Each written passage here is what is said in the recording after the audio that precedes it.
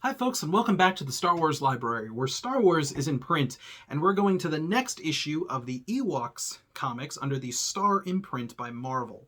And this one is also written by David Manak, and it's from 1985 of March, and it's called Rights of Power, and it's Ewoks number 2. Now, of course, you can still find this in our omnibus, Droids and Ewoks, by Dark Horse, which is a very great way of collecting these, a much more I would say, cheaper way of collecting these.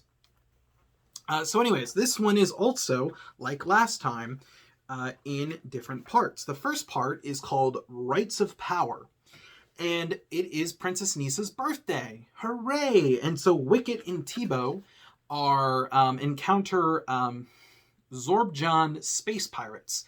They're led by Captain Crag, looking for gemwood trees. And so, as you can see here, he's a very cliche 1980s action villain looking guy.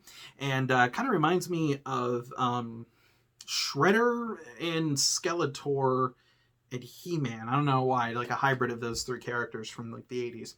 So these trees are very valuable, and so they are often hunted for by pirates. And so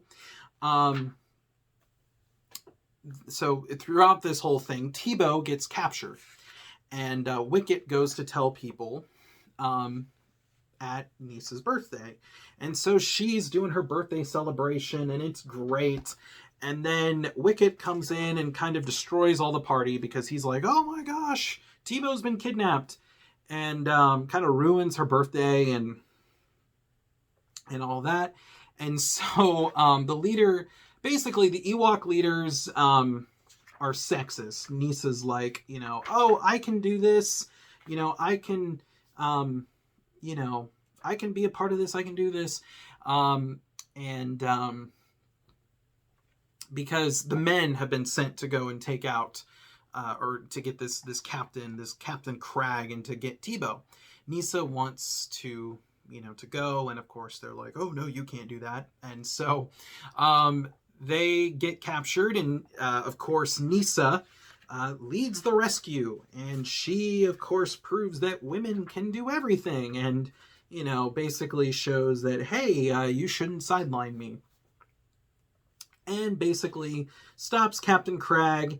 He gets poured this sap on him, very comedically, and yeah, that's about it.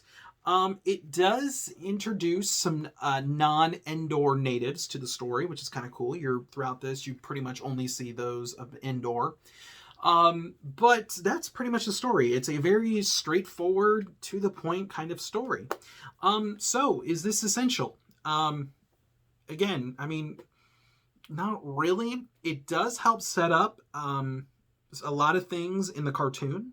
You'll start to see that because this takes place before the cartoon. So Captain Crag is someone that you'll probably be seeing again.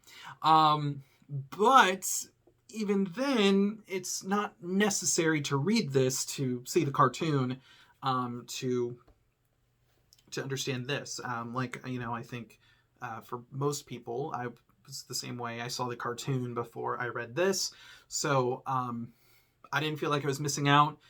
So it's up to you. Again, that's really the only cool continuity piece in it.